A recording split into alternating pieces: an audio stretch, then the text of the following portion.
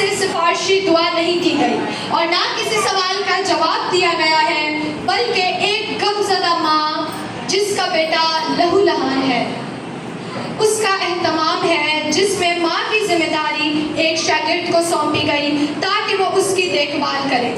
خداوند یسوع مسیح اگرچہ صلیب پر تھے، بڑے دکھ اور تکلیف کی حالت میں تھے، اس کے بعد بھی وہ پورے ہوش میں تھے اور جو کام صلیب پر کرنے والے باقی تھے ان کو بڑی ہوش مندی اور ذمہ داری کے ساتھ پورا کیا۔ ہاللیلویا۔ میرے عزیزو، یہاں صلیب پر کے پاس کھڑا رہنا کسی موت سے کم نہیں۔ حقیقی محبت کا اندازہ ہی تب ہوتا ہے جب ہم مشکل میں ہوتے ہیں۔ کچھ لوگ ویسے بھی مسیح کے ساتھ تعلق صرف خوشحالی کے ساتھ چاہتے ہیں، یعنی وہ مسیح کے ساتھ اس لیے جڑتے ہیں تاکہ انہیں لاکھوں اربوں روپے ملے، وہ مسیح کے ساتھ اس لیے جڑتے ہیں تاکہ انہیں گاڑیاں ملیں، وہ مسیح کے ساتھ اس لیے جڑتے ہیں تاکہ ان کے حالات بہتر ہو جائیں۔ لیکن میرے عزیزو، مسیح کی حقیقی تعلیم صلیبی سفر ہے جو انہوں نے طے کیا۔ جب ہم مسیح کے ساتھ چلتے ہیں تو ہماری زندگیوں میں بہت دکھ، تکلیفیں، مصیبتیں آتی ہیں۔ ہم واقف ہیں پولس رسول کی زندگی میں، ہم اکثر ٹیویائی میں سیکھتے ہیں کہ پولس رسول نے اپنی پوری زندگی، جب سے یسوع مسیح نے اس کو چنا دمشق کی راہ پہ، اس نے اپنی پوری زندگی یسوع مسیح کے لیے وقف کر دی۔ اس نے کیا کچھ اپنی زندگی میں نہیں سہا۔ تو مسیح کی حقیقی تعلیم ہی صلیبی سفر ہے۔ صلیب کے بغیر منزل تک پہنچنا ناممکن ہے، صلیب کے بغیر منزل کا حصول ناممکن ہے۔ یہ شاگرد اور خواتین جو صلیب کے پاس، یسوع مسیح کے پاس کھڑی تھیں، وہ یسوع مسیح سے بہت زیادہ محبت کرتے تھے۔ فار ایگزامپل، اگر آپ کے کسی، خدا نخواستہ، اگر آپ کے کسی عزیز رشتہ دار کے گھر آگ لگ جائے تو ہر کوئی اس آگ کے اندر کود کے ان کو نہیں بچائے گا۔ جو ان سے محبت رکھتا ہے، جو ان سے پیار کرتا ہے، صرف وہی جائے گا ان کو بچانے کے لیے۔ اسی طرح یسوع مسیح کے پاس جو شاگرد اور عورتیں کھڑی تھی، وہ یسوع مسیح سے کامل محبت رکھتے تھے، اسی لیے وہ یسوع مسیح کو صلیب پر دیکھ رہے تھے کہ یسوع مسیح کتنے زیادہ دکھ اٹھا رہے ہیں۔ اسی آیت میں 26 آیت میں مرقوم ہے، یسوع نے اپنی ماں اور اس شاگرد کو جس سے محبت رکھتا تھا پاس کھڑے دیکھ کر ماں سے کہا، اے عورت، دیکھ تیرا بیٹا یہ ہے۔ اس آیت کو لے کر بھی کئی سوال مسیحیوں سے کیے جاتے ہیں۔ خداوند یسوع مسیح تو اعلیٰ شخصیت ہے، ان کے اندر کیوں دنیاوی اور جسمانی سوچ آئی؟ اور خداوند یسوع مسیح کے اپنے خاندان یعنی باپ اور بھائی کہاں تھے؟ خداوند یسوع مسیح بے شک اعلیٰ شخصیات ہے، لیکن اعلیٰ شخصیت کے ہونے کے ساتھ ساتھ وہ ایک کامل انسان بھی ہے۔ ان دونوں ذاتوں کا ملاپ ہمیں خداوند یسوع مسیح کی زندگی میں دکھائی دیتا ہے۔ اپنی زمینی زندگی میں انہوں نے اپنے اعلیٰ اور اپنے کامل انسان ہونے کے بہت سارے ثبوت دیے ہیں، یعنی یسوع مسیح ایک کامل خدا بھی ہے اور ایک کامل انسان بھی تھے جب وہ اس دنیا میں آئے۔ خداوند یسوع مسیح کی اپنی گفتگو، ان کا باپ، انبیاء کرام اور ان کے کام، سب خداوند یسوع مسیح کو بطور اعلیٰ ذات یا خدا بیان کرتے ہیں۔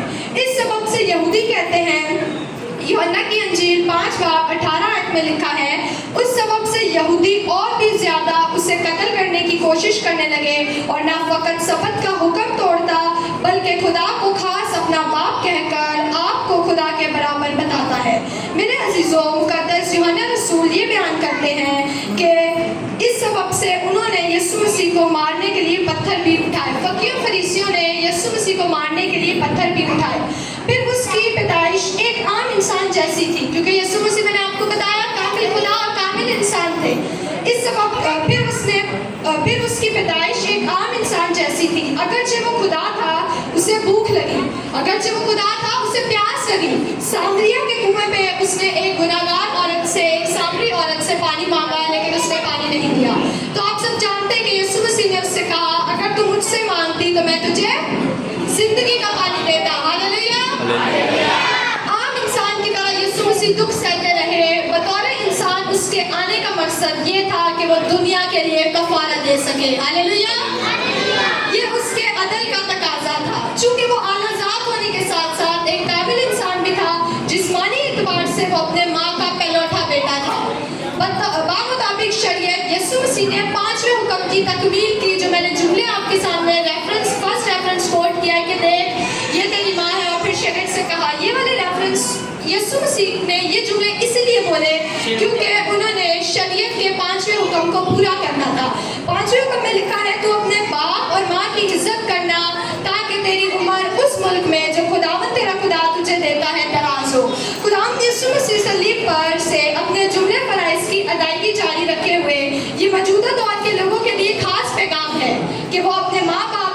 मुंसलिक अपनी जिम्मेदारियों को पूरा करें, अपनी जिम्मेदारियों को अच्छे तौर से निभाएं, क्योंकि यीशु मसीह भी बहुत दुख की हालत में थे, फिर भी उन्होंने अपने काबिल इंसान होने का सबूत दिया।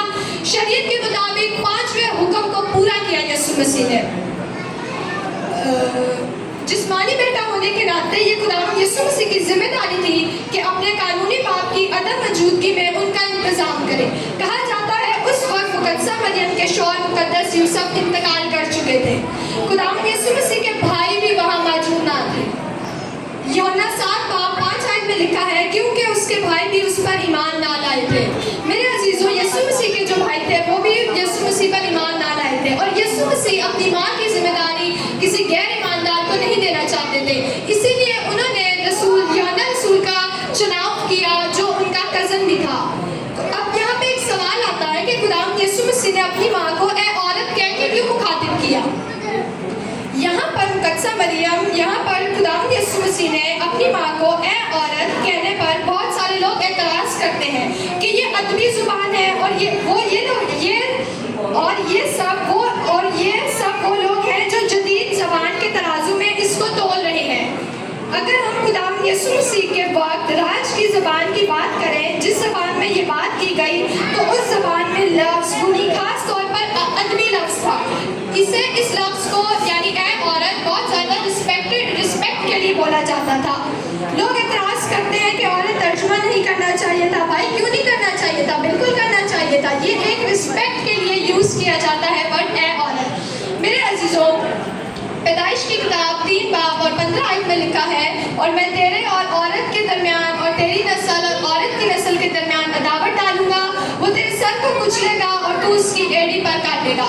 खुदावंद यीशु मसीह ना सिर्फ अपनी माँ से मुखातिब है, बल्कि वो अहद की उस खातून से मुखातिब है जिसके लिए ये पेशन गोई की गई। मेरे अजीज़ों, पैदाइश की किताब में जब सब ने गुनाह किया, जब आदम हवा उन्हें गुनाह किया तो खुदा ने उनको सजा दी, तो तब भी वहाँ पे लफ्ज़ औरत यूज़ किया गया।